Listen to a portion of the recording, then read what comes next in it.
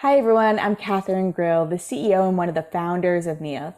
And I'm here today to walk you through some of the practices in our library, specifically the ones that are more beginner for students who are just starting to build up mental health and emotional awareness skills. So I'm going to share my screen and I'll walk you through how to find some of these more beginner practices. So I'm on the educator platform. I just logged in at cloud.neolth.com. You can do this from any device. And I went to the practices section. You'll see the whole library here, and I show you in another video how to sort and filter for practices in this library. One of the things that I like to do when I'm starting more beginner work with young students is think about the type of practice that I'm doing with them. Artwork, as you can imagine, works really well with kids of all ages, so we do have a creative art section. Keep in mind that you might want to have them either doing some artwork on the computer, maybe in a software, or actually bringing in art supplies into the classroom. But these are all guided art activities that come from a therapist that will walk students through how to do these activities step by step to really build up some emotional awareness. So you can see the whole library here. You can also see kind of an estimate of how long you think this practice might take. Keeping in mind maybe for the little kids, there might be some extra cleanup that you need. But you can click into any of these activities and learn more about them.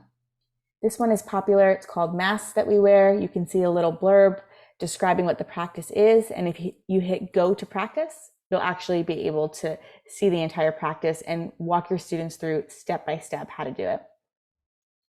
So this one is about, again, called Masks That We Wear. It's about making a picture of a mask that represents a time when we hide our feelings. So really starting to teach students the difference between being vulnerable and talking about our emotions and letting them know that it's okay. So you can see there are a couple different guided steps here with your students to draw an outline of their mask, to decorate their mask however they see fit. And then there are also some reflection questions that you can have students either do in a journal on their own, or I think it's really great to do these as a group discussion in the classroom setting. So some of these practices will be a little bit more in depth, but can be great for students who might not have the skills to really verbalize talking about emotions. Art can help be a vehicle to learn about emotions for those students. And some of them are really short. We actually have one I'll find here called scribble drawing. This is a great transition exercise, maybe between lesson plans or between periods in the classroom. It's really just getting a pencil and paper or marker or crayon, whatever they have, identify whatever emotion they're feeling and make some scribbles for 5 seconds, 10 seconds to express that emotion and just see what it feels like.